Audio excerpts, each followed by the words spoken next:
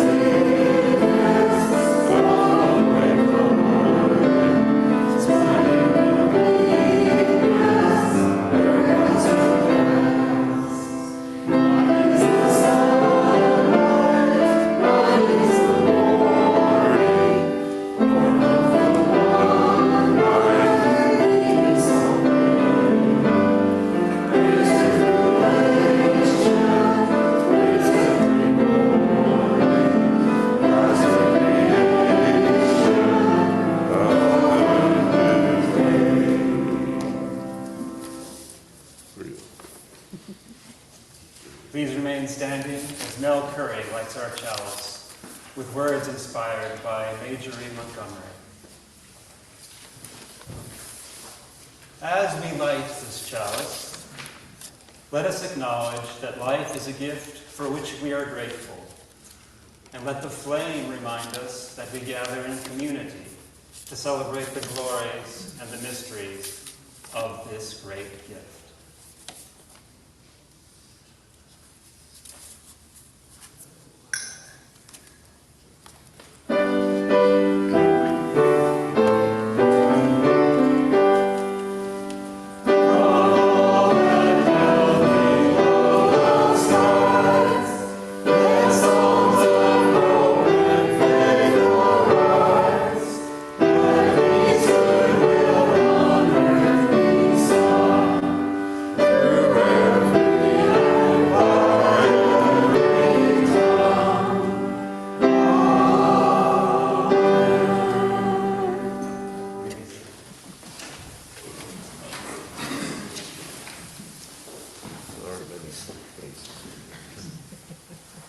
Am I on?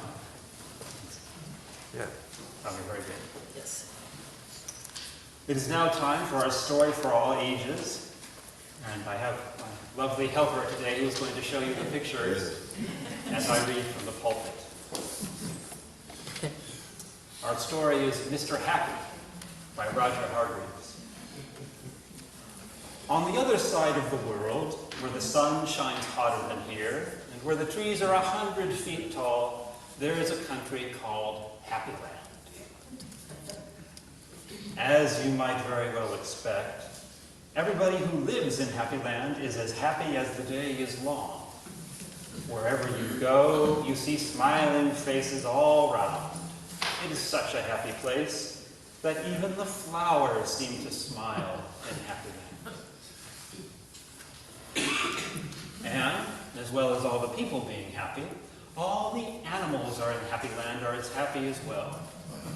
If you've never seen a mouse smile, or a cat, or a dog, or even a worm, go to Happy Land. This is a story about someone who lived there, who happened to be called Mr. Happy.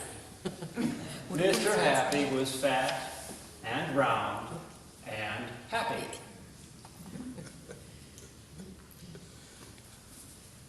He lived in a small cottage beside a lake at the foot of a mountain and close to a wood in Happy Land.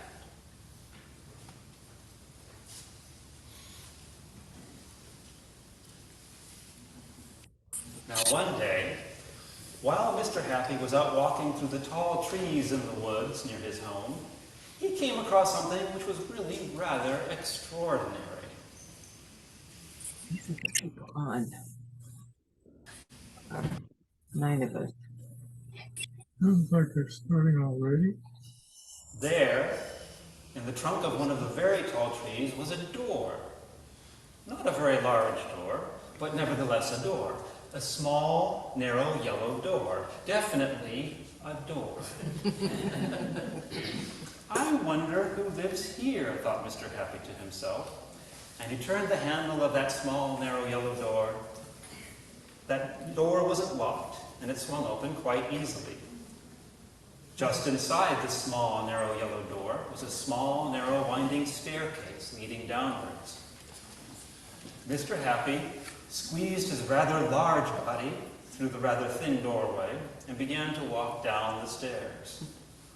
The stairs went round and round and down and down and round and down and down and round. Eventually, after a long time, Mr. Happy reached the bottom of the staircase. He looked around and saw, there in front of him, another small, narrow door. But this one was red. Mr. Happy knocked at the door. "Who's there?" said a voice. A sad, squeaky sort of voice. "Who's there?" Mr. Happy pushed open the red door slowly, and there, sitting on a stool, was somebody who looked exactly like Mr. Happy, except that he didn't look happy at all. In fact, he looked downright miserable. "Hello," said Mr. Happy. "I'm Mr. Happy." "Oh, you are indeed," said the person who looked like Mr. Happy but wasn't. "Well, my name is Mr. Miserable, and I'm the most miserable person in the world." "Why are you so miserable?" asked Mr. Happy. "Because I am," replied Mr. Miserable. "How would you like to be happy like me?" asked Mr. Happy. "I'd give anything to be happy," said Mr. Miserable. "But I'm so miserable, I don't think I could ever be happy," he added miserably. Mr. Happy made up his mind quickly. "Follow me," he said. "Where to?" asked Mr. Miserable. "Don't argue," said Mr. Happy, and they went out through a small, narrow red door. Mr. Miserable hesitated and then followed. Up and up the winding staircase they went, up and round and round and up and round and round and up until they came out into the wood. "Follow me," said Mr. Happy again, and they both set off through the wood back to Mr. Happy's cottage.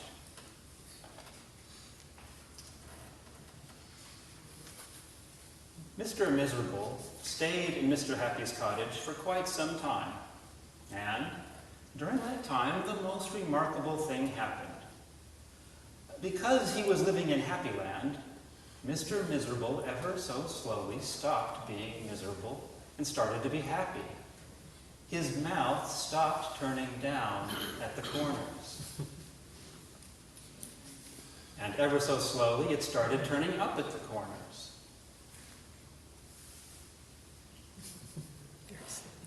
And eventually, Mr. Miserable did something that he had never done in the whole of his life. He smiled, and then he chuckled, which turned into a giggle, which became a laugh, a big, booming, hearty, huge, giant, large, enormous laugh. And Mr. Happy was so surprised that he started to laugh as well. And both of them laughed and laughed. They laughed until their sides hurt and their eyes watered. Mr. Miserable and Mr. Happy laughed and laughed and laughed and laughed. They went outside and still they laughed. And because they were laughing so much, everybody who saw them started laughing as well. Even the birds in the trees started to laugh at the thought of somebody called Mr. Miserable, who just couldn't stop laughing. And that's really the end of the story. Except to say that if you ever feel as miserable as Mr. Miserable used to, you know exactly what to do, don't you? Just turn your mouth up at the corners.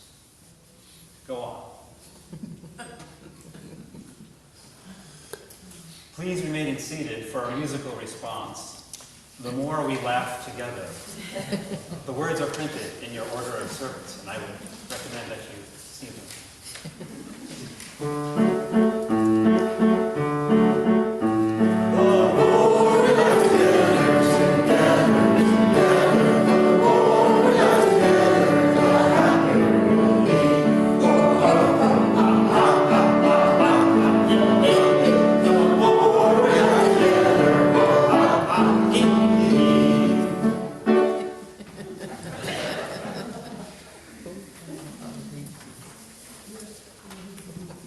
Please remain seated for our prayer hymn, number 391 in the Gray Hymnal, Voice Still and Small.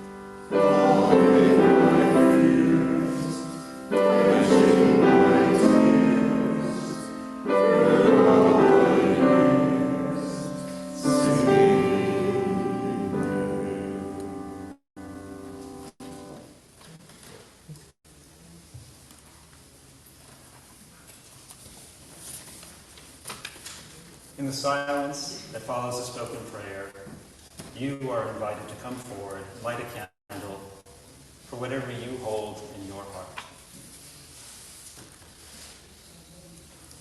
Spirit of love and life, let us be in this place and in this moment together, just as we are.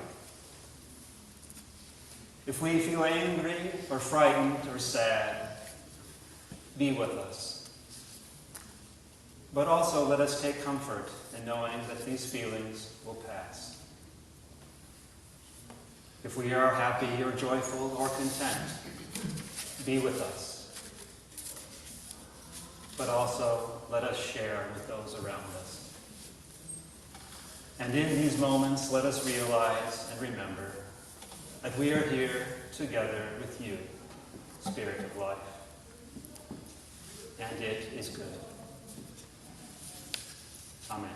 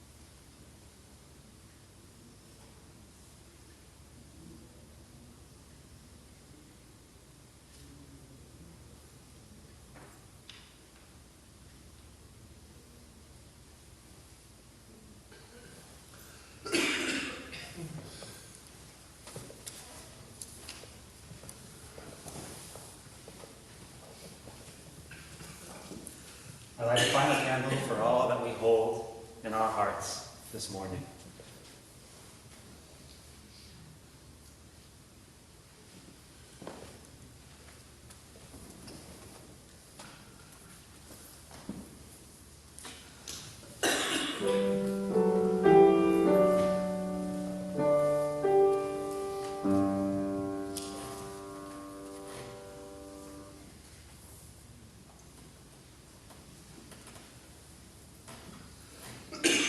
In the words of Arthur Foote II, freely have we received of gifts that minister to our needs of body and spirit. Gladly to our church and its wide concerns we give a portion of this bounty. For those of you watching the service online, you may contribute to a virtual offering plate using the donate button on our website or by mailing a check to the church office. I now invite the ushers forward to pass the offering plates.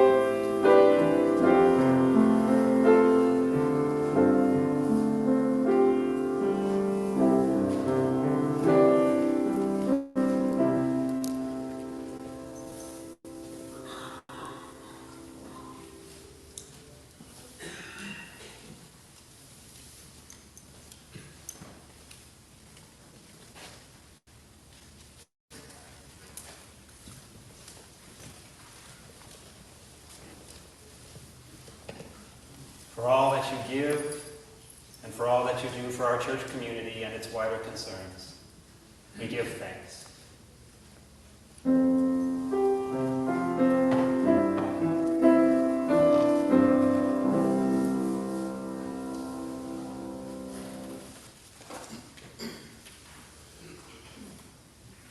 Our first reading this morning comes from the book of Matthew, chapter 20, verses 14 through 30. I've changed the language to make it more gender neutral, and it's on the long side.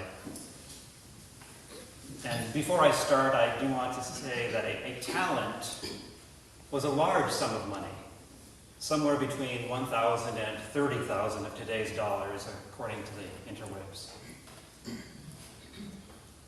Well, let's go. For the kingdom of heaven is as one traveling into a far country, who called their own servants and delivered unto them their goods.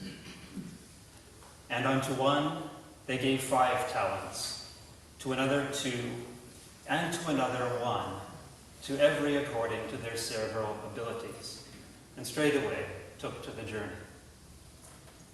Then the one that had received the 5 talents went and traded the same, and made another 5 talents. And likewise, the one that had received 2 also gained another 2. But the one that had received 1 talent went and digged in the earth, and hid the traveler's money. After a long time, the traveler cometh, and reckoneth with their servants. And so the one that had received the 5 talents came and brought the other 5 talents, saying, Lord, thou deliveredst unto me 5 talents. Behold, I have gained beside them 5 talents more.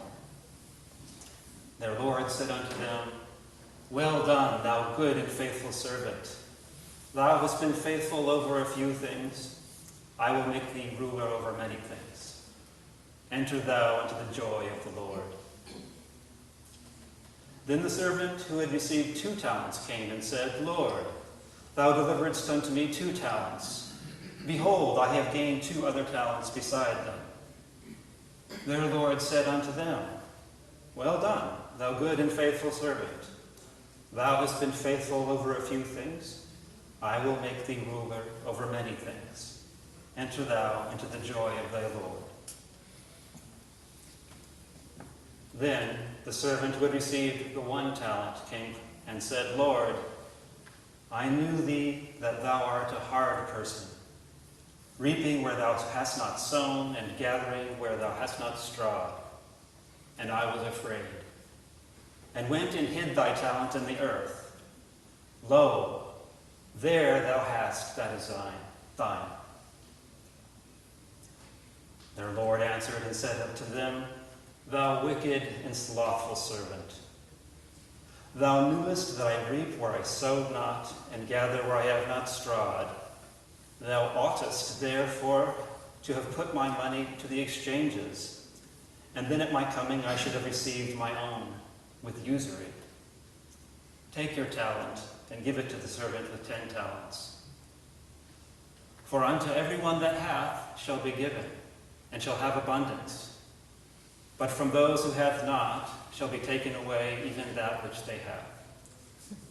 And cast ye the unprofitable servant into the outer darkness. There shall be weeping and a gnashing of teeth.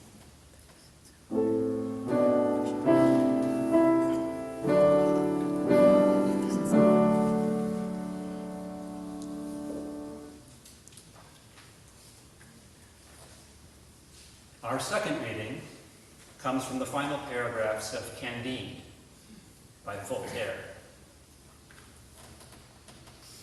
From time to time, Pangloss would say to Candide, there is a chain of events in this best of all possible worlds. For if you had not been turned out of a beautiful mansion at the point of a jackboot for the love of Lady Cunegonde, and if you had not been involved in the Inquisition, and had not wandered over America on foot, and had not struck the Baron with your sword and lost all those sheep you brought from El Dorado, you would not be here eating candied fruit and pistachio nuts.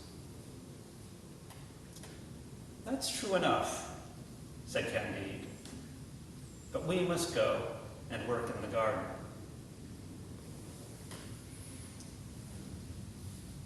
Please rise and body your spirit to join our voices in hymn number 19 from the Gray Hymnal, The Sun That Shone.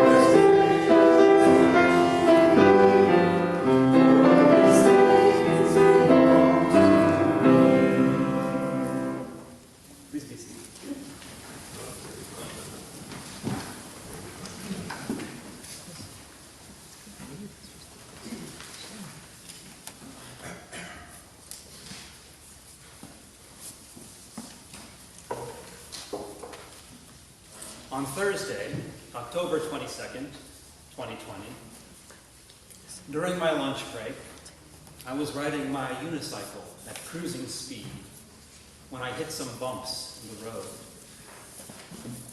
I lost control, crashed, and levered my foot into the pavement, breaking my heel. Not good. Fast forward to the next evening, as 2 nurses were preparing me for surgery. The first nurse, whose name I wish I could remember, was pleasantly concerned with taking care of my wedding ring, which I had forgotten to take off in place of my personal belongings. We put it into a specimen cup, labeled with my information. The second nurse, whose name was Rial, was tasked with talking me through the anesthesia procedure. And it was clear to me that he had given this spiel many times. First, we will change your IV over to this bottle and make sure it is working properly. It will feel cold. Next, we'll hook up this syringe filled up with the happy juice to this junction here. Then we'll give you the happy juice and wait for you to get happy. You won't remember anything after that. Finally, we'll switch over to the general anesthetic. Riel asked if I had any questions, if I had heard everything, and then he summarized these steps again.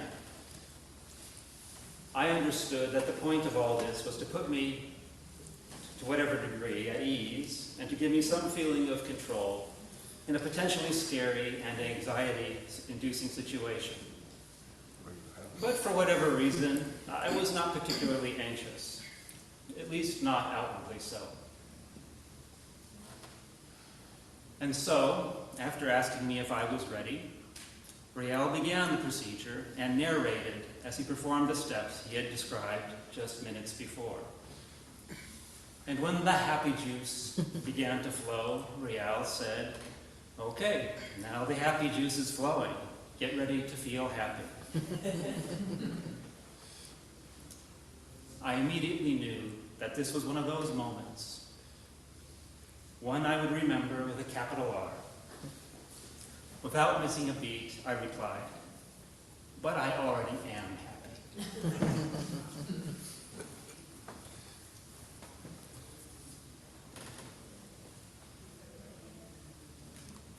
But I already am happy. Was I really? We will return to this moment, and here's how we're going to get there. First, we'll consider Mr. Happy, and then Candide will show us that Mr. Happy is not really sufficient. Candide will also urge us to work in our gardens, and Jesus will tell us what to grow in them. After that, we'll come back and finish my little surgery story. I'll steal a minute here to explain the title of this sermon. So Happy comes from the movie Roman Holiday.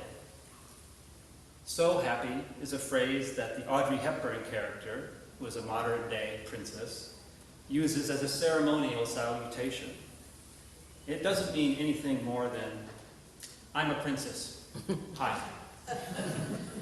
But, in a delicious irony at the end of the movie, she says it completely in earnest as she meets the Gregory Peck character, who is a reporter, not for the first time.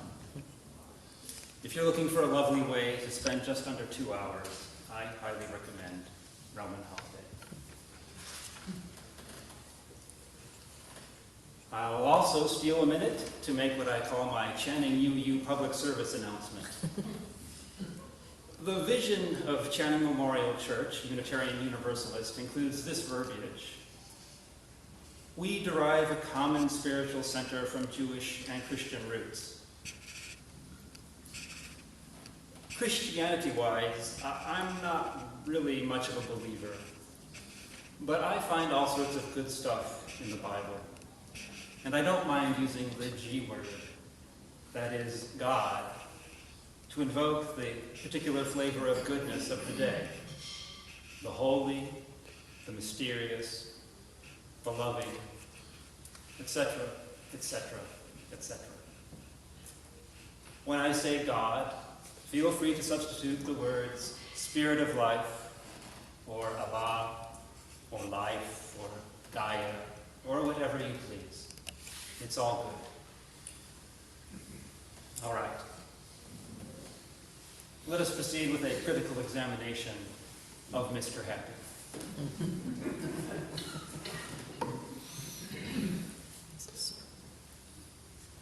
Mr. Happy. I don't know how to say this, so I'll just say it. I am Mr. Happy. Well, not really. But I have been accused of being Mr. Happy. Make no mistake, I am not always happy. But I do tend to have a happy disposition, and I am thankful for this gift. While I was in the grocery store with my mother this week, I saw a woman who was wearing a shirt that read, "I choose to be happy." "I like your shirt," I said. And she said, "Thank you." And that was that. Is that all there is to it? Is happiness simply a choice? Just buy the t-shirt and believe in it. Just turn up the corners of your mouth and smile. Well, I say no. But there is something to this. Science has shown that laughter, especially shared laughter, has non-trivial beneficial effects on your health and relationships. You may recall a laughing exercise we did at Channing here one summer. I certainly remember it fondly. But the thing about Mr. Happy is that he lives in Happy Land, where even the worms smile and where nothing ever goes wrong. We, on the other hand, live here, on this earth, which is a wondrous place, but also a place where things certainly can and do go wrong. An interesting way to at least partially reconcile Mr. Happy's story with the real world is to think of Mr. Happy and Mr. Miserable as the same person. Plot twist. In any case, I think just being happy all the time about everything is probably not a good thing. And in my recent travels on the internet, I came across this term, toxic positivity. This sounded interesting. Love it. The Wikipedia defines toxic positivity as follows. Toxic positivity, or positive toxicity, is dysfunctional emotional management without the full acknowledgement of negative emotions, particularly anger and sadness. Toxic positivity is a pressure to stay upbeat no matter how dire one's circumstances, which may prevent emotional coping by feeling otherwise natural emotions. Toxic positivity happens when people believe that negative thoughts about anything should be avoided, even in response to events which normally would evoke sadness, such as loss or hardships. Positivity is encouraged as a means to cope, but tends to overlook and dismiss true expression.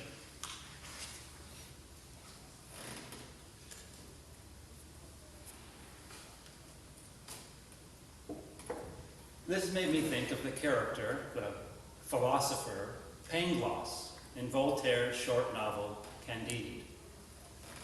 Pangloss is an optimist's optimist. If he sees a glass that is half full, he proclaims that it is completely full. If he sees a glass that is completely empty, he proclaims that it is completely full. Pangloss is Mr. Happy and then some.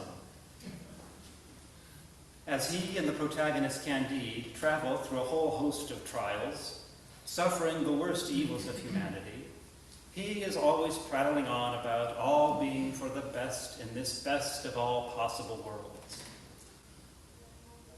At the beginning of the novel, Candide holds up the greatness of the philosopher Pangloss.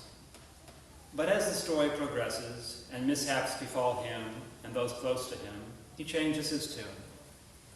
And by the end, it is clear that he no longer subscribes to Pangloss's toxic positivity. As the novel ends, the characters escape their disasters, but they are still miserable, as they spend most of their time bickering and complaining. It is only after they start to work together on a farm, each discovering and exercising their particular talents, that they find meaning and some measure of contentment. The novel's closing line sums it up. "That's true enough," said Candide, "but we must go and work in the garden." So we are to work in the garden. Candide is talking about an actual physical garden, and there are definite benefits to such work. But this being church, I want to consider our spiritual gardens. What shall we cultivate in our spiritual gardens? There are, of course, many correct answers, but today I want to focus on cultivating joy. Enter Jesus.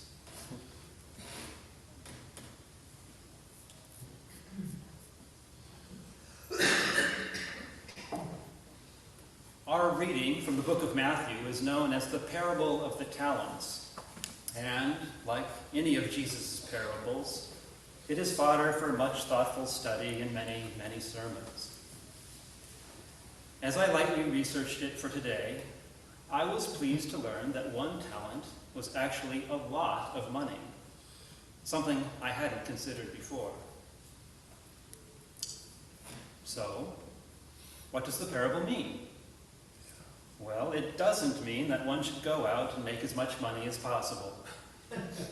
Heck, the first verse says it is a simile. For the kingdom of heaven is as one traveling into a far country who called their servants ... So what does the parable mean?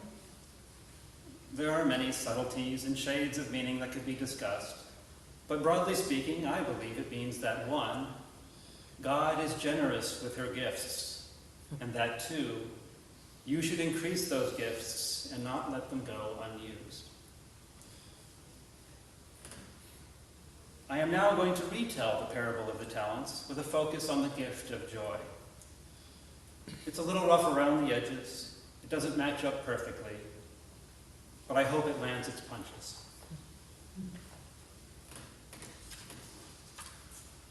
For the joy of life is as one traveling into a far country who called their own servants and delivered unto them their joys. And unto one they gave 5 joys, to another 2, and to another 1, to every according to their several abilities, and straightway took the journey. Then the one that had received 5 joys went and shared them, and made them other 5 joys. And likewise the one that had received 2 also gained another 2. But the one that received 1 joy went and digged in the earth, and hid the traveler's joy. After a long time, the traveler cometh and reckoneth with their servants. And so the one that had received 5 joys came and brought the other 5 joys, saying, Lord, thou gave unto me 5 joys. Behold, I have gained beside them 5 joys more. Their Lord said unto them, Well done, thou good and faithful servant. Thou hast learned that joy begets joy.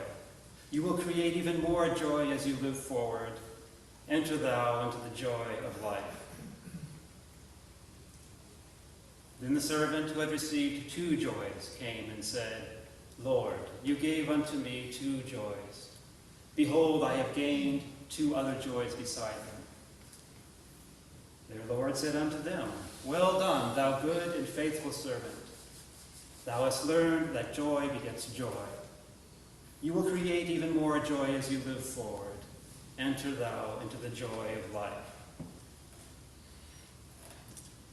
Then the servant who had received the 1 joy came and said, Lord, I knew that life is hard,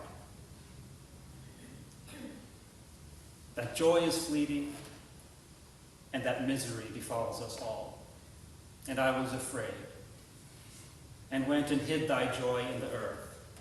Lo, there thou hast that is thine.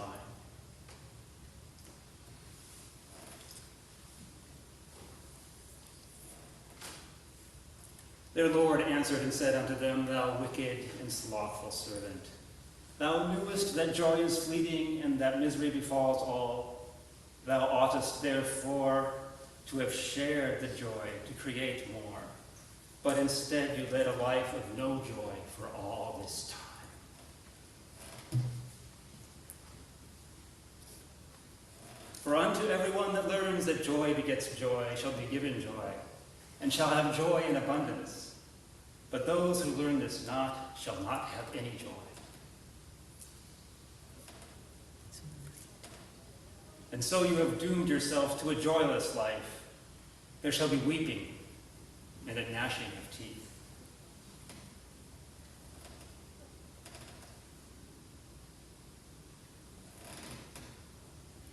Here's some spiritual homework for you.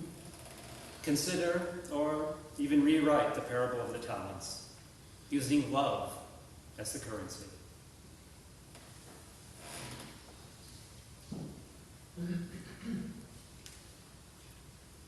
So, what are we supposed to do with all this? On June 18th of this year, Reverend Jane stole my sermon. Well, not really. But she stole the punchline.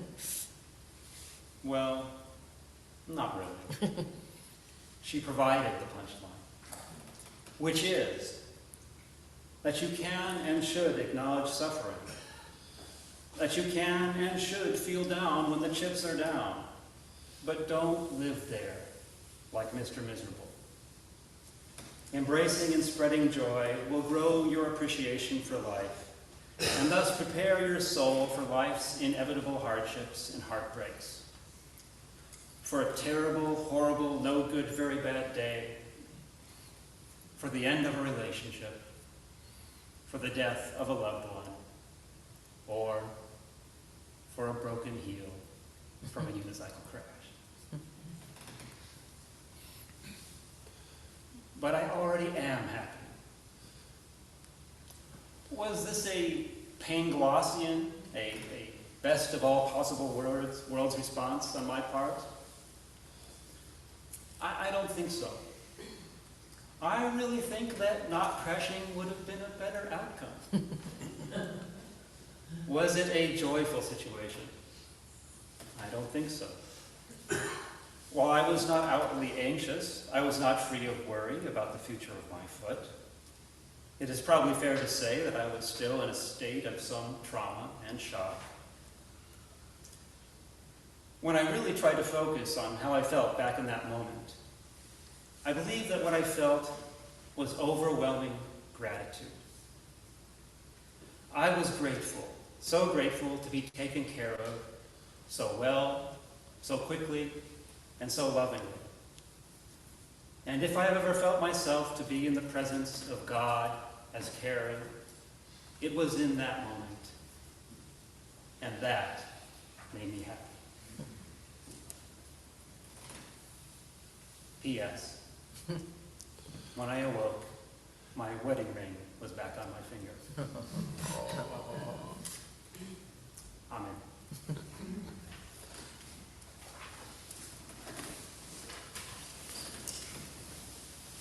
Please rise in body and spirit as we join our voices in hymn 1024 in the Teal hymnal, Spirit Says Do.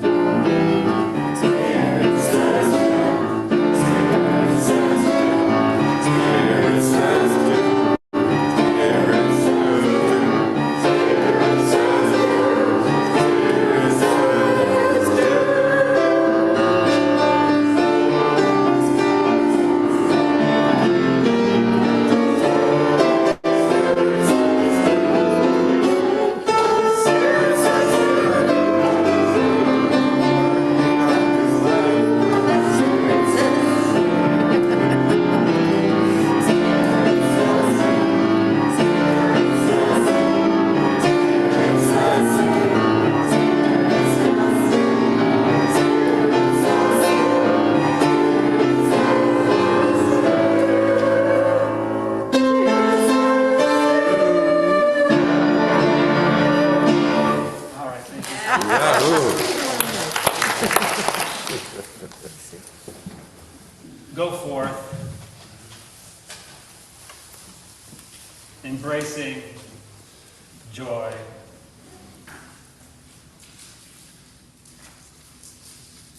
and living life.